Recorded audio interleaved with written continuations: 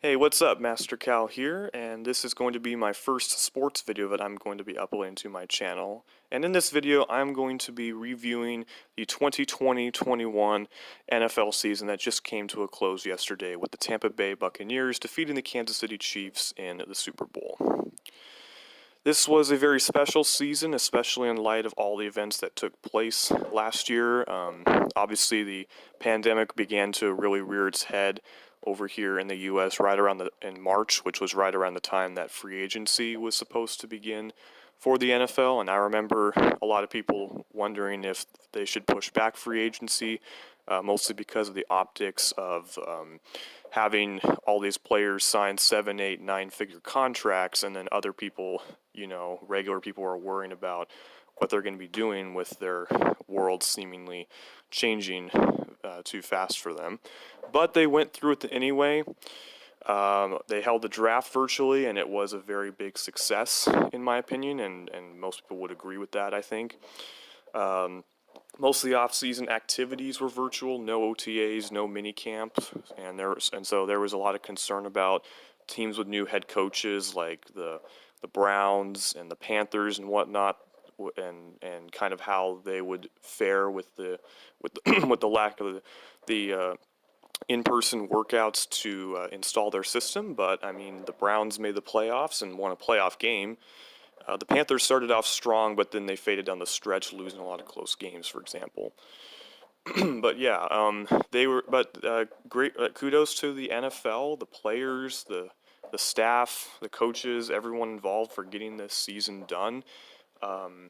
In the midst of this pandemic, every team played all 16 of the regular season games, which obviously that's important. There were several COVID outbreaks. There were some high-profile people getting it, like Cam Newton and Alvin Kamara, and there were games that had to be pushed back and rescheduled because of COVID outbreaks, like the Tennessee Titans, for example, and some bye weeks had to get moved up, like the Steelers, for example. The Steelers were scheduled to play the Titans in Week 4 when the Titans outbreak happened, and so the Steelers ended up having to take their bye week in Week 4, which, in my opinion, contributed to the team seemingly running out of gas at the end of the regular season. But again, every team played all their games. It wasn't like in Major League Baseball where like the Marlins and the Cardinals were out of commission for weeks and they had to play a bunch of doubleheaders and makeup games, and the Cardinals, St. Louis Cardinals, didn't even play a full 60-game season. They played just 58.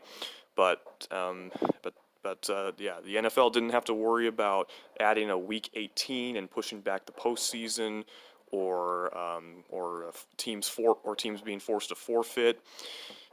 So obviously that's a very good job, and there weren't really a lot of COVID cases during the postseason, so obviously that was pretty good. And what a way to end this season with the Chiefs and Mahomes going up against Tom Brady and the Buccaneers.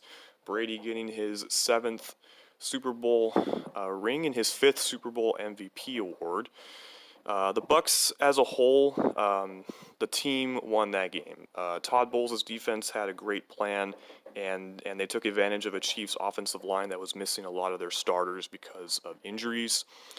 And Brady distributed the ball on offense to guys like Evans and Gronk and Antonio Brown, and Leonard Fournette had a really good day running the football as well, so great job for them. And the Chiefs had a bunch of poor penalties at the inopportune times, such as the holding call that took back the interception, the offsides on the 4th and 5 field goal attempt by the Buccaneers. There was also the holding penalty on a punt, and then after that, the Chiefs punter shanked the next punt and set up the Bucs with pretty good field position. So the Bucs won all 3 facets of the game: offense, defense, and special teams. And so congrats to them for winning their 2nd Super Bowl ring. I don't have a lot to say about my New York Jets season, I guess because it was disappointing and there isn't much to mention from it, given the team's struggles under Adam Gase. And it's really disappointing because a lot of fans thought we hit rock bottom in 2014, which we went 2-14 in that year too. But aside from one outburst in 2015 when we won 10 games and just missed out on the playoffs, it's been very disappointing to slide. Like since then, it's been 5, 5, 4, 7, and 2 wins since then. So, put it simply, 6 wasted years. And because also Tampa Bay and Cleveland made the playoffs, the Jets are now have the longest postseason drought in the league, having last made the playoffs in 2010. Man, those days were so long ago.